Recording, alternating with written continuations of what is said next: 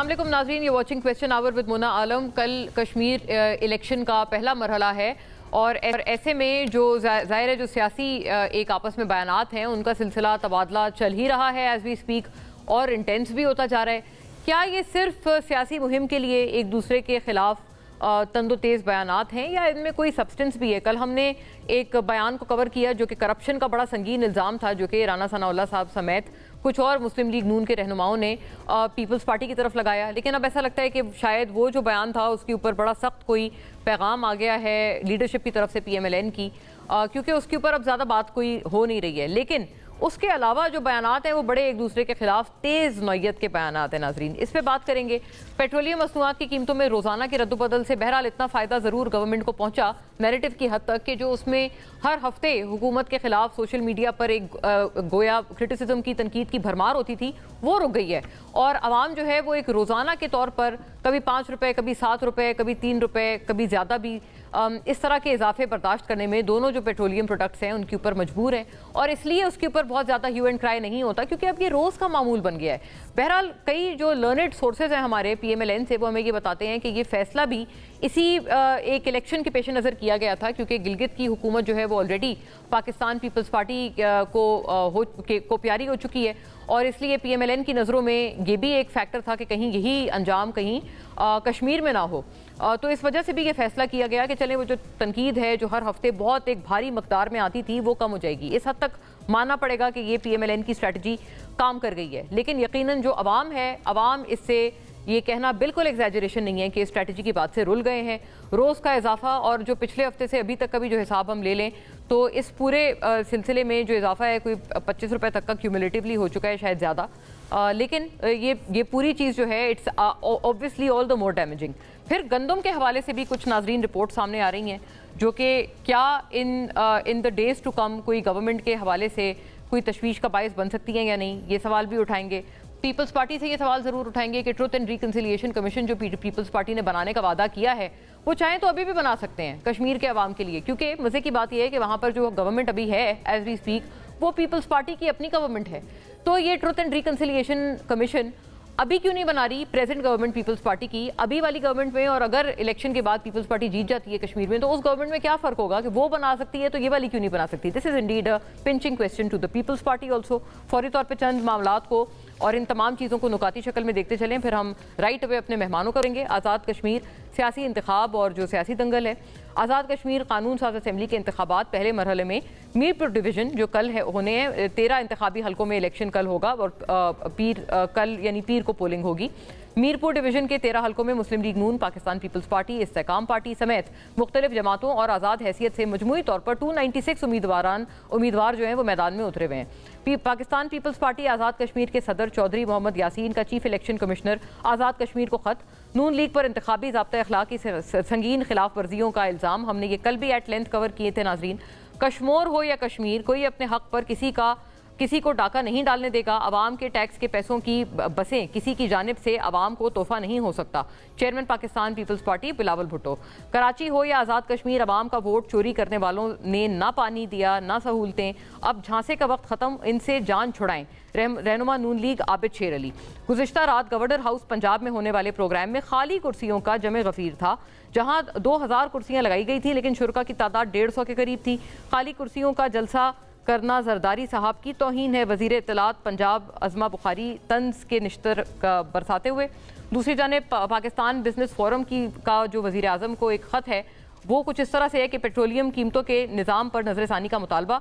5 दिनों में पेट्रोल की कीमत में 24 रुपये जबकि डीजल की कीमत में 60 रुपीज़ तक का फ़ी लीटर इजाफा हो चुका है। Pakistan business forum. मुश्किल हालात में हुकूमत का काम आवाम को रिलीफ फराहम करना होता है, तमाम बोझ आवाम पर मुंतकिल करना नहीं। पाकिस्तान बिजनेस फोरम की प्ली। पेट्रोलियम लेवी को 18% GST के मसावी फ़ी लीटर मुकर्रर किया जाए। तेल की मार्केटिंग कंपनियों के फ़ी लीटर मार्जिन में भी कमी की जाए। पाकिस्तान बिजनेस फोरम का मजीद मुतालबा। और जो गंदम के हवाले से नाजरीन जो कुछ चीज़ें डेवलप होती हुई या कोई न्यूज़ डेवलप होती हुई नज़र आ रही है वो उसका एक कुछ यूँ है कि ज़राए बताते हैं कि हुकूमत का 10 लाख टन तक जो गंदम की दरामद है उसका फ़ैसला हो चुका है। और पंजाब में जो तो कुल तकरीबन बताया जाता है कि 45 लाख टन तक जो गंदम है उसका सुराग नहीं मिल रहा और ये बहुत मतलब संगीन इंकशाफ है जो कि ज़राए करते हुए नज़र आ रहे हैं। खोई हुई गंदम या जो एक ज़ख़ीरा अंदोज़ी करी हुई गंदम है उसका चूँकि सुराग नहीं मिल रहा तो गंदम इंपोर्ट कर ले, क्या मुश्किल है। पाकिस्तान जैसा मुल्क जो ख़ास तौर पर पाकिस्तान की मईशत है, क्या हम ये फ़ैसला अफोर्ड कर सकते हैं? वुडंट इट बी करेक्ट कि अगर हम इस गंदम का पता लगाएं जो कि ज़ख़ीरा अंदोज़ों ने ज़ख़ीरा की हुई हैं, उसके उस ज़ख़ीरा अंदोज़ी की कीमत बहरहाल अवाम या कौमी ख़जाने से क्यों अदा की जाए? It is indeed a pivotal question. अपने मौजूद मेहमानों का रुख करती हूँ तमाम इन बहुत अहम मामलात पे। जनाब तैमूर झगड़ा साहब हमारे साथ हैं पाकिस्तान तहरीक इंसाफ से, फॉर्मर सूबाई मिनिस्टर भी हैं बराए ख़जाना खैबर पख्तूनख्वा से। तो तमाम मामले पे PTI के जो पर्सपेक्टिव्स हैं, बिलखुसूस इकोनॉमिक जो ओपिनियंस हैं, वो अपने लर्नड ओपिनियंस हमारे साथ रखेंगे। खुश आमदीद आपको तैमूर साहब। राना एहसान अफजल साहब नाजरीन पाकिस्तान मुस्लिम लीग नून के बड़े दरीना साथियों में से एक हैं, coordinator to the prime minister on commerce. तमाम तर बहस में PMLN के मौक़िफ़ के साथ हमसे जुड़ते हैं। आपको भी बहुत खुश आमदीद राना साहब। और सैयद नासिर हुसैन शाह साहब हमारे साथ हैं, पीपल्स पार्टी के स्टॉलवर्ट हैं, सूबाई वज़ीर हमारे साथ एज वी स्पीक मौजूद हैं। बात का आगाज़ अगर मैं तैमूर साहब प्लीज़ आप अगर पहले इस पर फरमा पाएँ कि देखें इशूज़ तो बहुत सारे हैं, but as a matter of fact Kashmir में अगर आप होते तो फिर आप लोग कोई बात करते कि ये ठीक है, ये गलत है। आप लोगों ने पूरी इक्वेशन से अपने आप को बड़ा कन्वीनियंटली माइनस कर लिया है। ये इसको क्या कोई मसलहत समझी जाए या कोई इस तरह की चीज़ समझी जाए कि आपकी कोई कोई आपने एक खुला मैदान दिया है इन दोनों जमातों को, क्योंकि आपके अपने जमात से कई आवाज़ें थीं जो कि इस फैसले के ख़िलाफ़ थीं और चाहते थे कि आप इलेक्शंस को बखूबी पूरे एक फुल थ्रॉटल कंटेस्ट करें कश्मीर में। मोना इस पे डिबेट हो सकता है कि मौजूदा हालात में PTI को कश्मीर के इलेक्शन में जो है वो खड़ा होना चाहिए था या नहीं होना चाहिए था, लेकिन इस पे डिबेट नहीं हो सकता कि कश्मीर के इलेक्शंस जिस तरीके से हो रहे हैं तो इट इज अ डिसग्रेस। उसकी दो वजूहात हैं। पहली वजह ये कि जहां तक PTI का ताल्लुक है, माजरत के साथ, जब आपको सिंबल मिल के भी फिर नहीं मिलना ना, और ये पूरा जो सिलसिला इलेक्शन का चलना है, तो मेरे ख्याल में तो फिलहाल जो है वो शायद नॉर्थ कोरिया के इलेक्शन जो हैं वो पाकिस्तान के इलेक्शन से ज्यादा डेमोक्रेटिक, ठीक है। तो मेरे ख्याल में उस लिहाज से भी इलेक्शन बेमानी बन गए।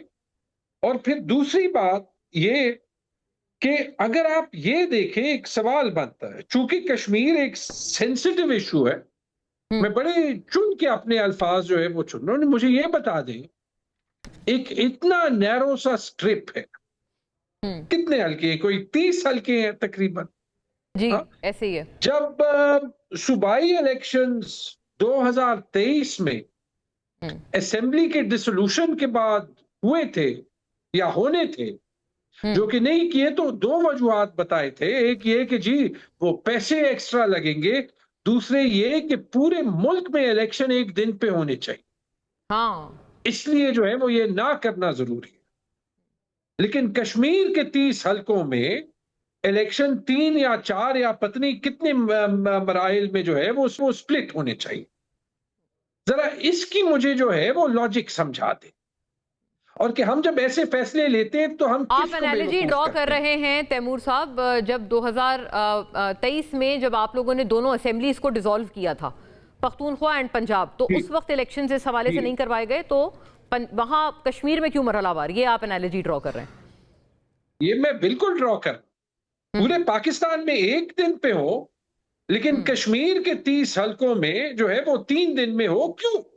इन पर्टिकुलर जब आप खुद कहते हैं कि सिक्योरिटी का मसला जो है वो सिर्फ एक डिस्ट्रिक्ट में, मुझे लॉजिक बताएं। जी जी जी, यस, लॉजिक पूछ लेते हैं। बिल्कुल शाह साहब, आप अगर ये लॉजिक समझा पाएं, क्योंकि आपने गिलगित में भी पाकिस्तान पीपल्स पार्टी को बावजूद इसके कि आप अभी गवर्नमेंट वहाँ बना चुके हैं, लेकिन आपको जो आपके एतराज़ात थे वो जूं के तूं थे, तो क्या ये अभी तैमूर झगड़ा साहब बता रहे हैं कि ये मरहलावार इलेक्शन कश्मीर में क्यों करा रहे हैं?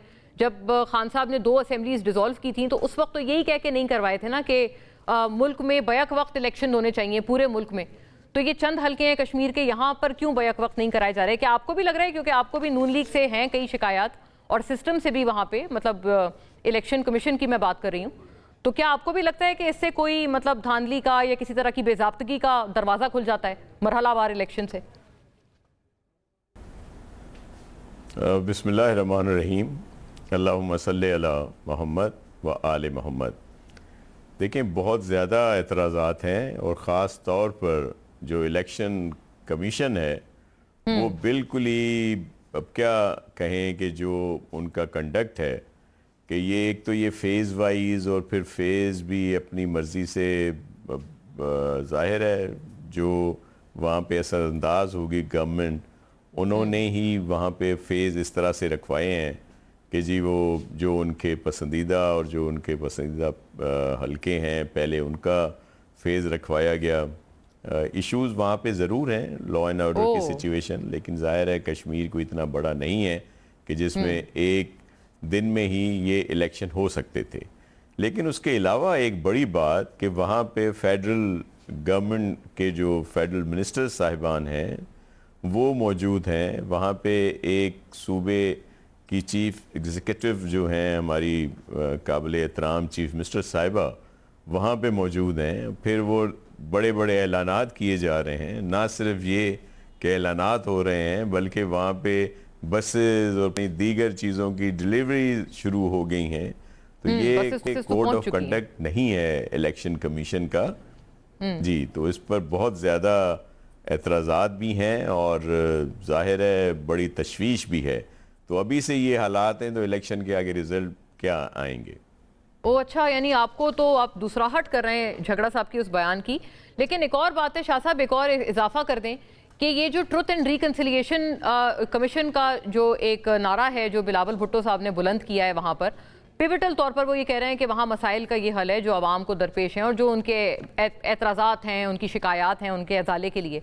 ये भी तो सवाल बजा है ना फिर शाह साहब कि अभी भी वहाँ, अभी इलेक्शन से कबल भी आपके वज़ीर आज़म हैं फैसल राठौर साहब, तो वो क्यों नहीं बना सकते ये ट्रुथ एंड रिकन्सिलिएशन कमीशन? आपकी अगली गवर्नमेंट के लिए ही क्यों लाजिम है कि वो आएगी तो बनाएगी, ये वाले प्राइम मिनिस्टर नहीं बना सकते? देखें, जो इलेक्शन होंगे, जो भी चीज़ें, नया मैंडेट जो आता है उसके बाद ही वहाँ पे वो लागू कर सकते हैं।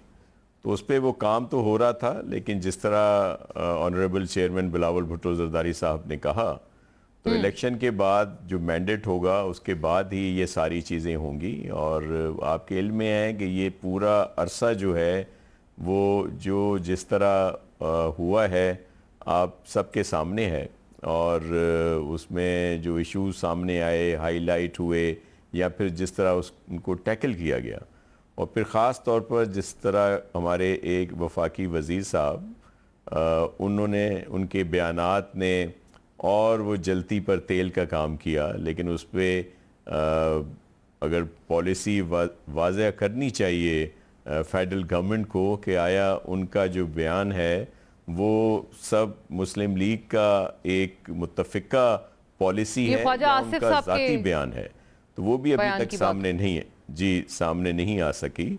तो उस पर भी माज़रत करनी चाहिए सबको। और फिर ये जिस तरह ये चीज़ों की वहाँ पे दिया जा रहा है और कश्मीरी गयूर लोगों को ये एक इस तरह का तासुर दिया जा रहा है कि उनको ख़रीदा जा रहा है, जो बहुत ही नामुनासिब है। हमें बड़ा एहतराम है सबके लिए, मैं सख्त बातें नहीं करता, लेकिन ये तशवीशनाक बातें हैं जो वहाँ पे हो रही हैं, और ज़ाहिर है ये चीज़ें इलेक्शन पर असरअंदाज करने की कोशिश की जा रही है। राइट, बताएं जी राना एहसान साहब, क्वाइट मच टू आंसर, आप अगर इस पे फरमा पाएं। शाह साहब ने कहा कि क्या आप गयूर अवाम को कश्मीर के ख़रीदने की कोशिश कर रहे हैं या ऐसा तासुर दे रहे हैं, और ये क्या वजह है कि बिलावल भुट्टो साहब ने तो ये फ्लोर ऑफ द हाउस पे वज़ीर दिफा ख्वाजा आसिफ साहब के बयानात की मजम्मत की और कहा कि इसके ऊपर कोई एक्शन होना चाहिए, लेकिन कुछ भी नहीं हुआ। ना आपकी तरफ से कोई क्लैरिटी आई कि ये आपकी पूरी पार्टी पॉलिसी है जो ख्वाजा साहब ने फरमाया था, या आपने उनसे डिटैच करते अपने आप को उन बयानात से।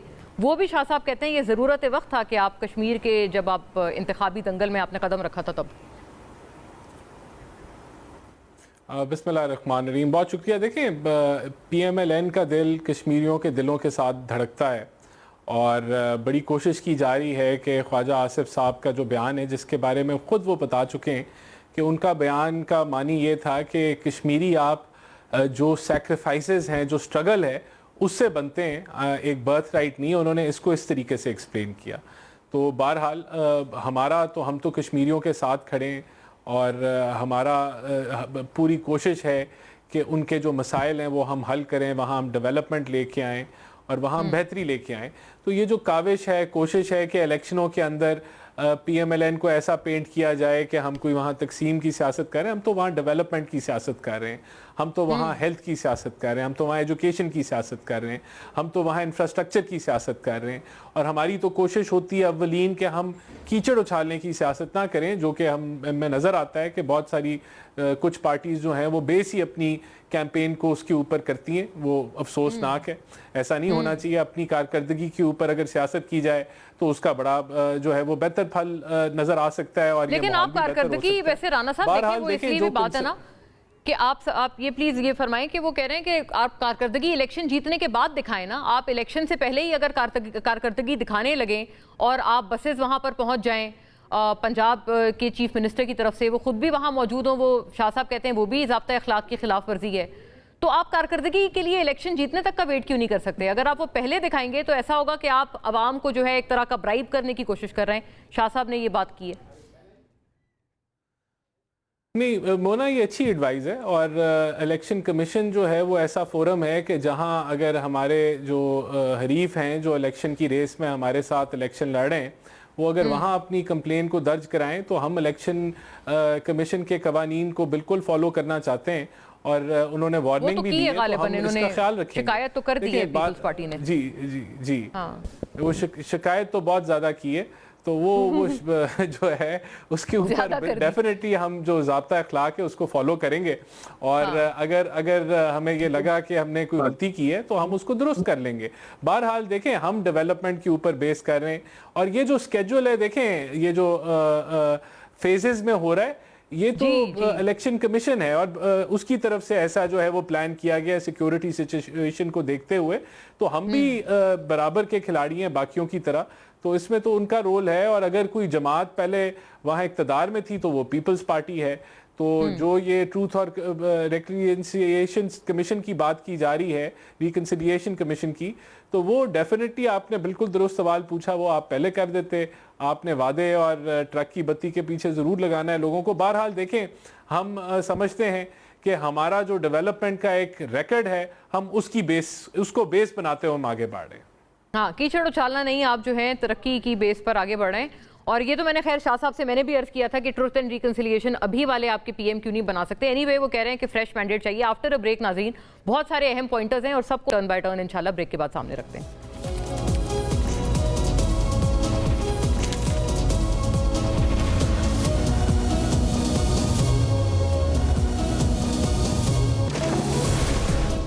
जी वेलकम बैक नाजरीन। झगड़ा साहब, आप प्लीज सजेस्ट करें कि ये ट्रुथ एंड रिकन्सिलिएशन ही क्या हल है मामले का? The matter of the fact is कि आप वहाँ पर नहीं है इस वक्त स्टेक होल्डर, सियासी स्टेक होल्डर, लेकिन इस बात की तो आप तायीद करेंगे कि ये मतलब इससे काफ़ी तरह के जो अभाम हैं या जो एक शुकूक व शुबहात हैं वो दूर हो सकते हैं ऐसी चीज़ से। मोना, मेरे ख्याल में this is too serious an issue to simply address from the point of view of politics. तो मैं जरा आपको इस पे एक बिल्कुल जो जहन से और दिल से पर्सपेक्टिव आ रहा है वो कहता हूं। नंबर वन, मेरे ख्याल में हमारे बहुत से मसलों में ये ट्रूथ एंड रिकन्सिलिएशन टाइप की कोई चीज चाहिए। जो कश्मीर में हुआ है, जो पाकिस्तान के वजूद के लिए इतना जरूरी है, वहां भी चाहिए, इन पर्टिकुलर द ट्रूथ एलिमेंट। मेरे ख्याल में बलूचिस्तान में मिलिटेंसी को टैकल करने के अलावा मेरे ख्याल में जो बलूचिस्तान में कुछ अनासिर के जेन्युइन ग्रीवियंसेस हैं, वहां भी चाहिए। मेरे ख्याल में ये पख्तूनख्वा में बिलखुसूस फाटा के उन इलाकों को में जहां जिनको 70-80 साल पाकिस्तान के ढांचे से बाहर रखा गया, उनके भी जो जेन्युइन ग्रीवियंसेस हैं और मसले हैं जिन पे अक्सर हम टीवी पे नहीं बोलते, उनका भी ये हाल है।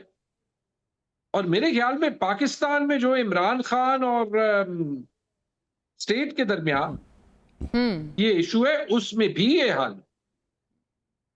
इशू बहुत सी जगह ये है कि can we face the truth?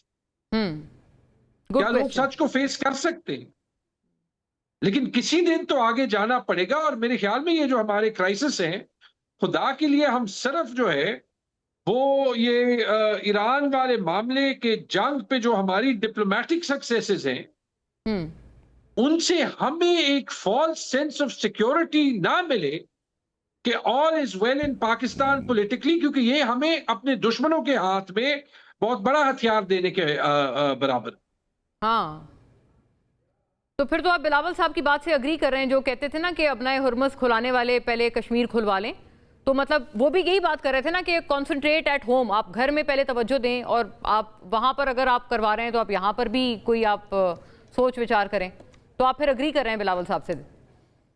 जी देखिए, मैं ये सर, अगर बिलावल ने ये कहा है तो ये कहा है मैं उन्होंने। शायद ये पहले कहा, और अगर आप कहेंगे अग्री कर रहे हैं, हाँ जी बिल्कुल अग्री करें। द पॉइंट इज हाँ तो एग्रीमेंट अपनी जगह, जी। क्या आज के पाकिस्तान में लॉजिकल ऑनेस्ट एडवाइस सुनने की स्पेस भी है या नहीं है? और अगर एक माशरे में लॉजिकल ऑनेस्ट एडवाइस सुनने की स्पेस नहीं होती, फिर मुझे ये बता दें कि वो माशरा, वो मुल्क जो है, वो इस्लाह कैसे करता? Correct, it is a very pertinent question. बिल्कुल, ये सवाल तो बहुत अहम है। शाह साहब, अभी ट्रुथ एंड रिकन्सिलिएशन के लिए वो उन्होंने सवाल तो सही उठाया ना कि सच सुनने की भी हिम्मत होनी चाहिए। क्या पीपल्स पार्टी, अगर आप वहाँ पर गवर्नमेंट बनाने में कामयाब हो जाते हैं, क्या आप में हिम्मत होगी कि आप उस कमीशन की फाइंडिंग्स को एक्सेप्ट करें, फिर उन्हें पब्लिक करें? गोया ये राणा साहब तो ये कह रहे हैं कि ये ट्रक की बत्ती वाला मामला जो है वो ज़्यादा लग रहा है। देखें, एक तो राणा साहब मेरे मोहतरम हैं, लेकिन मैं उन्हें सुन नहीं पा रहा था, कोई डिस्टर्बेंस थी वॉल्यूम में, इसलिए मुझे आवाज़ नहीं आई। लेकिन ट्रक की बत्ती की बात नहीं है, ये इश्यूज़ आपके इल्म में है कि अभी वहाँ पे ये क्रिएट हुई थी सिचुएशन, और उसमें ये सारा तय भी किया गया, और इसको ज़रूर होना चाहिए जिससे सारे हक़ाइक़ आएंगे। मैं सिर्फ एक चीज़ ज़रूर कहूँगा कि तैमूर साहब मेरे लिए बड़े मोहतरम हैं, लेकिन जिस तरह वो इन सारी चीज़ों को मिला रहे थे, देखें हकीकत ये है कि क्या बलूचिस्तान में दूसर जो दुश्मन मुल्क हैं पाकिस्तान के, उनकी प्रॉक्सीज़ नहीं हैं? या हमेशा बात की जाती है कि जी वो गुर्बत की वजह से और वहाँ पे लोगों के साथ नाइंसाफ़ी हुई, इस वजह से ये हालात हैं इन इलाकों में। तो क्या गुर्बत दीगर सूबों में नहीं है? क्या वहाँ पे इस तरह के हालात हैं जो इस वक्त बलूचिस्तान में है, या केपी के इलाकों में है, या जिस तरह अभी और जगहों से भी थोड़ी बहुत इस तरह की बात आ रही है? तो जो हमारे दुश्मन मुल्क हैं, जिसमें इंडिया है, और फिर इस वक्त अफ़गानिस्तान का रोल भी ढका छुपा नहीं रहा, इस तरह और भी बहुत सारी ऐसी क़ुव्वतें हैं जो पाकिस्तान को कामयाब और अमन से नहीं देखना चाहती, उन सब का बड़ा वहाँ पे रोल है। और ये बात सबको समझनी चाहिए। हम सब के लिए सबसे अहम पाकिस्तान है। पाकिस्तान है तो हम सब हैं। लेकिन बड़ी माजरत के साथ, तैमूर साहब बड़े सीनियर वर्कर भी हैं और सोच समझ भी रखते हैं, लेकिन ज़्यादा हमारे दोस्तों जो इनके साथ रिलेटेड हैं उनमें नहीं है। अभी हालिया देख लें कि इनके लिए कहा गया है कि इनको सीनियर मिनिस्टर किया जाए, या वज़ीर आज़म के बाद इनको दिया, लेकिन उसको भी नहीं माना जा रहा। यही बात है जो पीटीआई में अक्सरियत है। मतलब वो आप उसकी बात फरमा रहे हैं शाह साहब, वो जो डिप्यूटी चीफ मिनिस्टर की बात तैमूर झगड़ा से मुंसलिक होकर चल रही है कि शायद खान साहब ने ऐसे अहकाम दिए थे। इनसे मुंसलिक नहीं है कि इन्होंने कोई नहीं फैलाई, लेकिन ये हमने भी इनके मुतल्लिक है ना, कहीं से इल्म हुआ है कि ये बात ज़रूर है। हाँ, इनके मुतल्लिक है। तो वो लेकिन मेरे कहने का मकसद है कि ये जितनी चीज़ें हैं, इसमें कुछ सोच का, उसका भी एक बड़ा फुकदान है। पॉलिटिकल जो सोच है, या जिसको मैं कहूँगा ज़्यादा तो तैमूर भाई और नाराज़ हो जाएंगे कि अगर जब खान साहब को आइनी तौर पर हटाया गया, तो आपने देखा उन्होंने असेंबलियाँ तोड़ने की कोशिश की, फिर वो असेंबलियों से चले अलहदा हो गए, फिर 2 सूबों में अच्छी भली उनकी गवर्नमेंट चल रही थी, उसको ख़त्म किया, और फिर बहुत सारे इस तरह के इश्यूज़ जो हैं वो सामने आए। तो अगर उस वक्त भी सही फैसले किए जाते तो आज के ये हालात ना होते जो पीटीआई इस वक्त फेस कर रही है, बल्कि जो इनके वकला साहिबान हैं, उन्होंने ख़ुद को उन्होंने खुद को तो बड़ा आगे कर दिया, बड़े बड़े ओहदे ले लिए, लेकिन अपने क्लाइंट का केस नहीं लड़ा।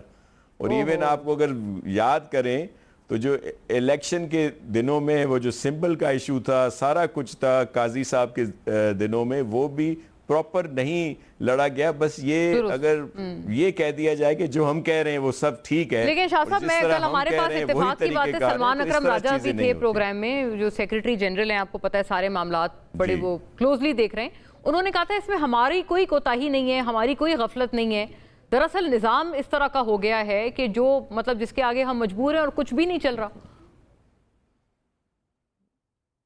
देखें, मेरे कहने का मकसद है सिर्फ इस बेस को बेस बनाना कि जी हम बहुत पॉपुलर हैं, जो हम कह रहे हैं वो सारा ठीक है, जजेस को भी उस पे ही लाना कि नहीं जो हम कह रहे हैं। मुझे आप बताएं ना कि जितने भी वकला हैं वो आज बड़े बड़े ओहदों पे हैं, उन्होंने MP MNA भी बन गए, सेनेटर्स भी बन गए, लेकिन अपने क्लाइंट का केस प्रॉपर नहीं लड़ा। बस जी हम जो कह रहे हैं वो ठीक है। यहाँ कानून होता है, आपको सब चीजें देनी पड़ती हैं, हकायक का। झगड़ा साहब ऐसे मुस्कुरा रहे हैं, मैं पूछ लूंगी उनसे। एक वकील आपकी तरफ से भी आए हैं वैसे वहां पे ना, लतीफ खोसा साहब। जी जी, मैं जी हमारा तोहफा है इनकी तरफ, मेरे मतलब। वेरी नाइस, चले अच्छी बात है। राना साहब, अभी देखें जो भी अपनी जगह बात मौजूद है, लेकिन द फैक्ट रिमेन्स के मतलब वहाँ पर जितनी चीज़ें हैं, अब ये मरहलावार भी बताया भी, जैसे शाह साहब भी कह रहे थे कि आप तो कह रहे हैं, आपने बड़ा सिंपलिस्टिक जवाब दिया कि इसमें इलेक्शन कमीशन का अमल दखल था और उन्होंने किया है ये फैसला। बट उससे पहले नासिर शाह साहब फरमा चुके हैं कि वो फैसला भी इसलिए किया गया कि जहाँ आपकी थोड़ी पॉपुलैरिटी बेहतर है तो उनको पहले करा लिया जाए। तो आपको सूट करने के लिए मतलब इतना सब कुछ किया जा रहा है, इलेक्शन कमीशन इतनी तगोदौ कर रहा है। और नंबर 2 ये भी बता दें कि ये जो पेट्रोल रोजाना की बुनियाद पर आपने चेंज करने का फैसला किया है, क्या वो भी इसी हिकमत के पेश नज़र है कि जी आपको चूंकि हर हफ्ते बहुत शदीद तनकीद का सामना होता था, तो अब रोज़ हो रहा है, तो बेचारे अवाम थक गए, अब कितनी तनकीद करें। तो कश्मीर का आपका मामला आपको लग रहा है इसकी वजह से थोड़ा आराम से निकल जाएगा, गिलगित वाला अंजाम नहीं होगा कि पीपल्स पार्टी जीत जाए। देखिए, एक तो देखें पीपल्स पार्टी की कश्मीर के अंदर हुकूमत रही है, तो शायद इनको फेवर देने के लिए जो है वो मरहलावार जो है इलेक्शन कराया जा रहा है। तो ये तो हमारे पे आप जिस पे मर्जी इल्जाम लगा दें, भाई फैसला इलेक्शन कमीशन करने वाला है, हुकूमत इनकी पीपल्स पार्टी की वहां है। तो मैं वही कह रहा हूँ ना, तो ये नहीं कि कमाल है कि आप जिस मर्जी चीज का मुद्दा जो है वो PMLN के ऊपर डाल दें, भाई ना हमारा लेना ना देना। अभी GB का इलेक्शन आप जीते हैं, वहां भी इल्जामात आप हमारे पे लगा रहे थे कि हमने किया। भाई जो जीतता है वो धांधली करता है या जो हारता है वो धांधली करता है। इंटरेस्टिंग। तो ये यहाँ उल्टी गंगा तो एग्जैक्टली। तो देखें, अब बात जो आपने की, कोई ताल्लुक नहीं है कश्मीर के इलेक्शन का और डेली प्राइसिंग का, कोई उसका लिंक नहीं है इससे। देखें, एक तो ट्रांसपेरेंसी आती है, नंबर 1। ट्रांसपेरेंसी कैसी आती है कि पहले कहा जाता था जी OMCs को मुनाफा देने के लिए जो है किया जा रहा है, फलाना किया जा रहा है, तो इसमें तो वो बहस ही खत्म होगी। दूसरा, ये कोई नया फार्मूला हमने नहीं इजाद किया, दुनिया भर में डेली प्राइस रिविजन्स होती हैं और इसलिए ही होती हैं कि आपकी एक तो सप्लाई चेन जो है उसमें डिसरप्शन ना आए, क्योंकि अगर ये लैग के साथ आप कीमतें बढ़ाते हैं तो फिर वो पूरा एक प्रॉब्लम क्रिएट होता है सप्लाई चेन को अरेंज करने के लिए। तो दूसरा इसमें ये पॉइंट था। और तीसरा, जो जितने भी इकोनॉमिक आपके हमारे क्रिटिक्स थे वो ये कहते थे कि इसको डीरेगुलेट करें। तो प्राइसेस डेली जो है वो उसको जो अपडेट करने से ये आपने एक मैसिव स्टेप लिया है डीरेगुलेशन की तरफ। और चौथी, देखें बात इसमें ये है कि ये अभी तो एक ट्रांजिशनल पीरियड है जिसमें आपका इंटरनेशनल क्राइसिस चल रहा है। लॉन्ग टर्म में ये एक आम सारिफ को बेनिफिट करेगा।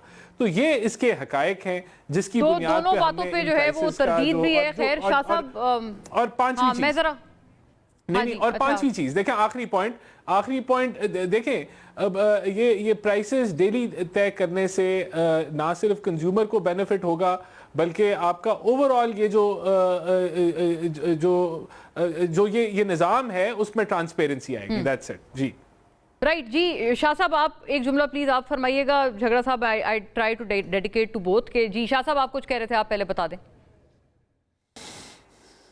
जी, मैं ये कह रहा था कि तमाम इलेक्शंस में जो सपोर्ट रही है वो तमाम मेरे मोहतरम राना साहब की पार्टी को ही रही है, जनरल इलेक्शन से लेके GB में भी और अब भी। ये बात किसी से ढकी छुपी नहीं है। जी जी। यानी ये तो फिर पीटीआई वाली बात जो है वो दुरुस्त निकली ना, वो तो पहले से आपको समझा रहे थे कि उनको सपोर्ट है। क्यों झगड़ा साहब? लास्ट देखिए कमेंट फ्रॉम यू प्लीज। हाँ मैं जी मुझे 1 मिनट सिर्फ ये जो पेट्रोल पे भाषण सुना है, ये अच्छा। इस मुल्क का हाल बताता है। हाँ मुझे नहीं पता, इसका कश्मीर से कोई ताल्लुक नहीं होगा, लेकिन ना ये डीरेगुलेशन है, ना ये ट्रांसपेरेंसी है। मैं पीएमएलएन का इस बात पे जरूर शुक्रिया अदा करता हूं कि वो हर रोज अभी आवाम को याद दिला रहे हैं कि इतनी इतनी एक कितनी इनकॉम्पिटेंस है, क्योंकि हर रोज एक पेट्रोल का बम जो है वो फटता है। डीरेगुलेशन का मतलब ये है कि मार्केट कीमतें सेट करती है। डीरेगुलेशन का ये मतलब नहीं होता कि सरकार ओगरा सेट हर करे, रोज कीमतें ज्यादा रोज करती सरकार है। सेट करे। हाँ और जब ओगरा ने कीमतें जो है वो सेट करनी नहीं, है, इसका मैं जब आपने पेट्रोल का जी जी एक श्योर। स्टॉक एक टैंकर में एक कीमत पे, तो उसकी कीमत हर रोज क्यों बदल रही है? इसका लॉजिक मुझे समझाएं। चलिए। ये बोल जरूर सकते हैं, लेकिन ये हाँ 25 करोड़ आवाम में इनकी बीवी बच्चियां भी इनकी बात जो है वो नहीं मानते हो। अच्छा राइट, ये जाहिर है लॉजिक, वो भी राना साहब कुछ कहना भी चाह रहे थे, उनसे ही पूछ लेते हैं, he is the best person. But नाजरीन बिग ब्रेक की तरफ चलते हैं। सर शाह साहब और तैमूर झगड़ा साहब का शुक्रिया, they were with us on this part until this part of the programme. Rana साहब will continue and join us after a break with another guest.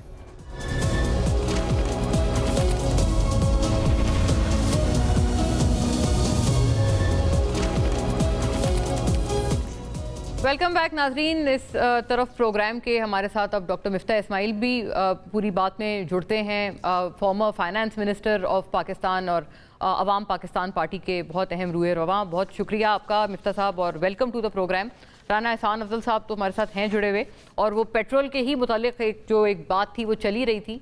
तो your opinion on this Miftah साहब, ये जो फैसला है कि रोज़ाना का रद्दोबदल, क्या ये डीरेगुलेशन की तरफ एक अहम कदम है, जैसे कि राना साहब भी और गवर्नमेंट भी इसको स्पेल आउट कर रहे हैं? नहीं, कोई कदम नहीं है डीरेगुलेशन की तरफ। डीरेगुलेशन अगर आपने करना था तो आप जब 15 दिन पे हर प्राइसेस फिक्स कर रहे थे उस दिन भी कर सकते थे। जब आपने डीरेगुलेशन करना था और आपने जब 7 दिन पे गए 15 दिन से मिडिल ऑफ द पीरियड, और ऑयल की कंपनीज को आपने एक्स्ट्रा मुनाफा दे दिया आवाम की जेब से निकाल के, उस वक्त भी कर सकते थे और अब भी कर सकते हैं। डीरेगुलेशन तो आपने बिल्कुल नहीं किया, आपने तो वही फिक्स्ड प्राइसिंग कर रहे हैं।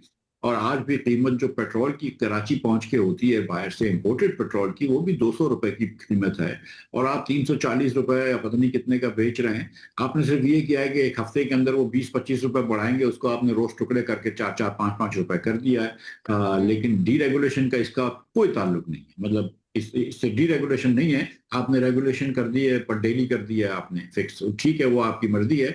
लेकिन जो कीमत पेट्रोल की महंगी है पाकिस्तान में, उसकी बड़ी वजह जो है वो हुकूमत के 40% जो है वो लेवी लगी है, जबकि और चीज़ों पे 18% टैक्स होता है। इसके अलावा कस्टम ड्यूटी है, इसके अलावा जो बहुत सारे आपने फिक्स चार्जेस रखे हुए हैं, IFM के आपने बहुत सारे चार्जेस रखे हुए हैं पेट्रोल पंप की और डीलर्स के मार्जिन की, जिनके मार्जिन गारंटीड होते हैं। और अभी भी जब उनको लगा कि पेट्रोल महंगा हो रहा है तो एक हफ्ता भी क्यों इंतजार करे, ऑयल मार्केटिंग कंपनी रोज के रोज कीमत बढ़ा दें, तो उस पर आपने लब्बैक क्या है।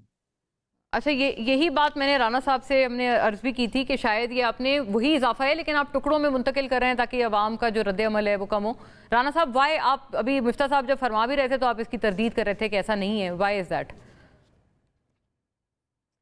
देखिए, मैंने ये नहीं कहा कि हुकूमत ने डी रेगुलेशन कर दी है, मैंने कहा it is a big step towards D regulation, क्योंकि जहाँ एक स्पेक्युलेटिव एलिमेंट आ जाता था, एक होर्डिंग का एलिमेंट आ जाता था, वो अब डेली बेसिस पे प्राइसेस जब डिटर्मन होती हैं, ऑब्वियसली ओगरा ही डिटर्मन करती है, और जो फार्मूला है प्राइसेस इंक्रीज करने का या प्राइसेस डिक्रीज करने का वो तो एक ही है। तो it is a step towards deregulation के आपकी इससे स्पेकुलेशन जो है वो काफ़ी हद तक कम हो जाती है। नंबर एक। देखिए, दूसरी बात ये कहा कि लेवी की वजह से और कस्टम ड्यूटी की वजह से पेट्रोल की कीमतें महंगी हैं, तो जितने ममालिक इंपोर्ट करते हैं तेल, अगर आप उनकी प्राइसेस को चेक कर दें और आप उनके टैक्स के रेशो को कैलकुलेट करें तो सारे 30 से 50% टैक्सेस उस पर कलेक्ट कर रहे हैं। तो पाकिस्तान में अगर आप इस लेवी को कह रहे हैं वो सेल टैक्स या वैट इकट्ठा कर रहे हैं या और दीगर टैक्सेस उस पर, लेकिन जो लोग मुल्क जो इंपोर्ट करते हैं वो उस पर टैक्स लगा रहे हैं 30 से 50%। तो ये कोई इतनी हम कोई अनहोनी काम नहीं कर रहे। तो ये जो डिमांड आपने बताई थी कि पाकिस्तान बिजनेस फोरम कह रहा है कि उसको 18% पे ले आए, तो हमें ज़रा लिस्ट तो दिखाएं उन ममालिक की जो 10-15% उस पर टैक्स करते हैं पेट्रोलियम की, तो हमें समझ आ जाएगी कि दुनिया की जो हमारे से भी तगड़ी इकोनॉमीज हैं या हमारे से भी जो थोड़ी बहुत कमजोर इकोनॉमीज हैं वो कितना टैक्स इकट्ठा कर रही हैं। तो हम कोई एक यूनिक मुल्क तो नहीं है कि हमारे बड़े इकोनॉमिक बफर्स हैं, बड़े हमारे रिजर्व्स हैं कि हम जो है या बड़ा हमारा इसमें टैक्स आपने जो एक्सटर्नल फैक्टर था पेट्रोल की कीमत बढ़ने का वो तो आपने चले मुंतकिल कर दिया, वो समझ आता है कि एक इंपोर्टेड कमोडिटी है, आपने उसकी प्राइस मुंतकिल कर दी। लेकिन इसी क्राइसिस के दौरान अगर आप पीडीएल बढ़ा देंगे तो वो तो फिर आपका एक इंटरनल रीजन हुआ ना इजाफा करने का, विच इज वाई देखें जो एक परसेंटेज बताई जाती है कि पाकिस्तान में क्राइसिस में कितने फीसद यहाँ इजाफा हो चुका है, and on the contrary Bharat में शायद 1% इजाफा है, बांग्लादेश में शायद कुछ भी नहीं है, same goes for probably Afghanistan also. देखिए भारत तो सब्सिडाइज कर रहा है या वो अपने रिजर्व्स के थ्रू इसको मैनेज कर रहा है क्योंकि उसके पास बफर्स मौजूद हैं। लेकिन मैंने आपको बताया कि जो इंपोर्ट करते हैं मुल्क उनके टैक्सेशन 30 से 50% के दरमियान है, पाकिस्तान के भी उतने ही हैं। हम जो लेवी का हमने टारगेट सेट किया है वो 1700 अरब का है, हम मजीद लेवी नहीं बढ़ा रहे, हमारा ये टारगेट इन लेवी के रेट से अचीव हो जाता है। और ये जो लेवी है इसको हम जो सियासतदान हैं वो कोई जेबों में नहीं भर रहे, इससे बजट बनाए, इससे सूद की अदायगी होनी है, इससे हेल्थ के आपके मामलात, आपके एजुकेशन के मामलात, आपके डिफेंस के मामलात, आपके पेंशन के मामलात, वो दीगर सारे इसी से अभी हमने 1200 अरब हमने लिया है सूबों से, तो बजट बैलेंस इससे हुआ है। तो हमने IMF के साथ नेगोशिएट करके ये चीजें की हैं। ये कोई सियासतदान कोई इसको एंजॉयमेंट नहीं कर रहे इसके साथ, या ये जो सिचुएशन जो जंग दुनिया में लगी हुई है ये हमने नहीं क्रिएट की, इट इज अ क्राइसिस जिसको हम मैनेज करने की कोशिश कर रहे हैं। बताएं जी डॉक्टर मिफ्ता, ये कोई अपनी ज़ाती शाह खर्चियों के लिए नहीं है, जेबों में नहीं भरा जा रहा, और कोई लिस्ट भी प्रोवाइड करें कि कौन से ऐसे ममालिक हैं जो कि कम टैक्सेशन करते हैं पेट्रोल पर। देखिए शाह खर्चियां और जेबों में इंपोर्ट कर रहे हैं फर्क होता है, जो इंपोर्ट कर रहे हैं, हाँ, उन ममालिक की फहरिस्त अगर है तो प्लीज बताएं। शाह खर्चियां और जेबों में भरने में फर्क होता है। मैं खुदा न खास्ता ये नहीं कह रहा कि खुदा न खास्ता को चोरी कर रहे हैं, लेकिन शाह खर्चियां तो ये है ना, मेरी बहन के अभी 11 अरब रुपए का जहाज खरीदा है, हमको नहीं बताया कि कीमत कितनी है, जबकि मेरे और आपके टैक्स के पैसों से खरीदा है। अभी 100 करोड़ रुपए की 4 मर्सिडीज़ें खरीदी हैं, लोग सोशल मीडिया पे कहते हैं, आप ये कंफर्म भी नहीं कर रहे। अभी 3 दिन पहले ब्यूरोक्रेट्स की 1.8 बिलियन से तनख्वाह बढ़ा दी। एक MNA जिसकी तनख्वाह 5 लाख रुपए है, उसका आप देख लीजिए कि महीने का टेक होम कितना होता है, तो 30-40 लाख रुपए होता है, क्योंकि वो कमेटियों का मेंबर होता है, वो जो अलग सेशंस के अलग पैसे मिलते हैं उसको, 30 से 40 लाख रुपए। हाँ, एवरेज पे जी, अगर आप जितनी मर्जी आप लिख दें, 10 लाख रुपए का बिल दे दें कि हमारा हेल्थ पे 10 लाख खर्च हुआ है, 20 लाख खर्च हुआ है, वो आपको कॉम्पनसेट हो जाता है। आपने पिछले साल हुकूमत ने 6 महीने तक जो है वो कहा कि हम किफायत शारी करेंगे और पैसे बचाएंगे। आखिर में जब पता चली कि जो हुकूमत ने 970 अरब रुपए का बजट रखा था वो 1020 अरब रुपए का हो गया। अब आप जो है वो मोटरसाइकिल वाला 60% पाकिस्तान में पेट्रोल जो है मोटरसाइकिल वाले इस्तेमाल करते हैं। आप उस 60% मोटरसाइकिल वाले पेट्रोल खरीदने वाले को कह रहे हैं कि तुम 40% लेवी दो, जबकि कोई मर्सिडीज गाड़ी खरीदता है तो उसके ऊपर 18% सेल टैक्स है। तो आपने कोई वो तो नहीं रखा हुआ ना। मुझे नहीं सारी दुनिया की लिस्टें पता है, मैं ज़ाहिर हुकूमत में नहीं हूँ। अगली मरतबा एहसन भाई के साथ जब जाऊंगा तो इंशाल्लाह हाजिर हो जाऊंगा पहले से लिस्टें लेकर। लेकिन मुझे ये पता है कि मुझे ये पता है, और ये दावा कर रहे हैं तो ये खुद लिस्ट ले आते कि मुझे ये पता है कि गंदम हो हम यहाँ पैदा होता है, बांग्लादेश में सारा इंपोर्ट होता है, लेकिन गंदम जो है वो बांग्लादेश में हमसे सस्ता है, हिंदुस्तान में हमसे सस्ता है। मुझे ये पता है कि पेट्रोल हिंदुस्तान में हमसे सस्ता है, बांग्लादेश में हमसे सस्ता है। मुझे ये पता है कि बिजली बांग्लादेश में हमसे सस्ती है, हिंदुस्तान में हमसे सस्ती है। मुझे ये पता है कि गैस हिंदुस्तान में हमसे सस्ती है, बांग्लादेश में हमसे सस्ती है। मुझे ये पता है कि महंगाई का तनासुब वहाँ दोनों ममालिक में हमसे कम है, सूद वहाँ पे दोनों कम है। तो मैं ये सोचता हूँ कि अगर हर चीज वहाँ पे अच्छी है, लेकिन फिर भी जाहिर है कि हुक्मरानी तो शहबाज शरीफ से अच्छी किसी की नहीं है। हुक्मरानी तो राना एहसान से अच्छी किसी की नहीं है। तो मैं सोच रहा हूँ कि फिर वो कहाँ नजर नहीं आ रही वो हुक्मरानी। ये जो टैक्स जमा करते हैं जिसपे कहते हैं कि हम बजट बना रहे हैं और हेल्थ पे डाल रहे हैं, तो सवाल ये कि वो 330 बच्चे तौसा शरीफ के अंदर HIV इन्फेक्शन कैसे हो गई जिसको यूज नीडल इस्तेमाल कर रहे थे। वो 120 लोगों की वलीका अस्पताल कराची में कैसे इन्फेक्शन हो गई जिसके ऊपर अगर आप इतना पैसा खर्च कर रहे हैं, हजारों अरबों रुपया हम जो सूबों को दे रहे हैं, हजारों अरबों रुपया हम वफाक को दे रहे हैं। वफाक इन्फ्लेशन से ज्यादा तेजी से बजट बढ़ा रहा है, सूबे इन्फ्लेशन से बहुत ज्यादा तेजी से बजट बना रहे हैं और आवाम गरीब हो रही है। एक आखिरी नंबर सुन लीजिए कि 2022 के अंदर 7,500 अरब रुपए हुकूमत पाकिस्तान ने टैक्स जमा किया था। 2026 में पिछले साल हुकूमत पाकिस्तान ने वो 7,500 को बढ़ा के 14,500 अरब रुपए जमा किया, डबल हो गया। मैं अब आपसे पूछता हूँ, शायद आपकी इनकम डबल हो गई होगी और किसी को तो मैं नहीं जानता जिसकी इनकम डबल हुई है।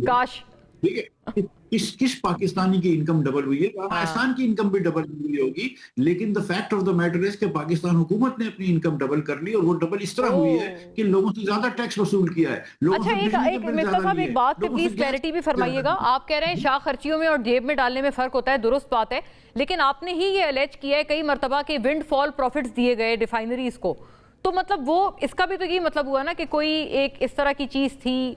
ऑब्वियसली सवाल यही आ जाता है कि ये फायदा देने में गवर्नमेंट को क्या फायदा हुआ, ये बेनिफिट देने में? देखिए, ये मैं सिर्फ नहीं कह रहा हूँ, ये मियां मोहम्मद शहबाज शरीफ साहब ने कहा है। मेरे कहने के 2 महीने बाद कहा है, जब चिड़िया चुग गई थी खेत तब कहा है। उन्होंने खुद इस बात का नोटिस लिया है कि रिफाइनरीज ने 75 अरब रुपए कम को पैसे उन्होंने ऑडिट वगैरह भी वैसे भी किया हुआ है कॉल। जी मिफ्ता इस्माइल तो मार्च के महीने में भी चिल्ला रहा था कि देखो ये गलत फार्मूले के तहत तुम लोग दे रहे हो। उस वक्त जो थे वो अली परवेज साहब और मुसद्दक मलिक साहब और मेरे दोस्त राना एहसान साहब और बिलाल कियानी साहब, ये तो मुझे सब मुझसे नाला थे, मुझे डांट रहे थे, मुझे सिखा रहे थे इकोनॉमिक्स कि तुमको समझ में नहीं आती है। उसके बाद इनको समझ आई कि यार शायद मिफ्ता सही कह रहा था। अब वजीर आजम साहब ने नोटिस लिया है, तो ये मैं तो नहीं कह रहा हूँ अकेला, अब तो पूरा पाकिस्तान कह रहा है कि आपने 75 अरब रुपए इसको दे दिया। कुछ अरसे बाद मैं आपको एक बात बता दूं, मैं आपको ये भी बता दूं मोना आलम साहब कि ये जो इन्होंने 7 मार्च को फैसला किया है मिडिल ऑफ द पीरियड, और एक्स्ट्रा 20 अरब रुपया का जो विंडफॉल दिया है एक हफ्ते के अंदर, जो जिस पे मैंने कहा था कि देखो एक हफ्ते के लिए टैक्स बढ़ा दो अगर शॉर्टेज का डर है,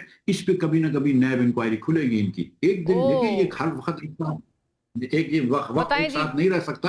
ये बहुत बड़ी गलती की थी। मैं अभी भी इल्जाम किसी पे नहीं लगा रहा हूँ, लेकिन ये इंक्वायरी होनी जरूरी है। नैब इंक्वायरी भुगतनी पड़ेगी, आज हो जाए बाद में हो जाए, just a matter of time. नहीं देखें, ऐसा कुछ भी नहीं है, क्योंकि या तो हमने जो फार्मूला है प्राइसेस डिटरमिन करने का, उसमें कोई रद्दोबदल की होती तो ये बिल्कुल दुरुस्त फरमा रहे हैं, उसमें ना बढ़ाने के लिए ना कम करने के लिए कोई रद्दोबदल की, वो it is as it is. Timing बिल्कुल कम की गई, 15 दिन से 7 दिन किया गया, और उसकी वजह ये थी कि आप इस मुल्क में शॉर्टेज नहीं चाहते थे ऑयल की, आपने शॉर्टेज हुई भी नहीं, और ये वो बेहतरीन मैनेजमेंट थी गवर्नमेंट की जिसकी वजह से आपने लाइनें लगती हुई पेट्रोल पंप्स पे नहीं देखा और ना हमें कोई क्राइसिस आया शॉर्टेज का। देखें, बात ये है, मैं फिर रिपीट कर रहा हूँ, इसमें एब्सोल्यूट क्लैरिटी होनी चाहिए है कि हम जो 2 हफ्ते बाद प्राइसेस डिटरमिन होते थे, हम फिर राना साहब एक जुमला बता दें, आपने फिर ये ऑडिट क्यों खुलवाया है? मकसद जी नहीं, वो जो खुला था उसकी वजह ये थी कि 70% डीजल आपका पाकिस्तान में बनता था, लेकिन जो आपका फार्मूला है प्राइस डिटरमिन करने का वो वही है।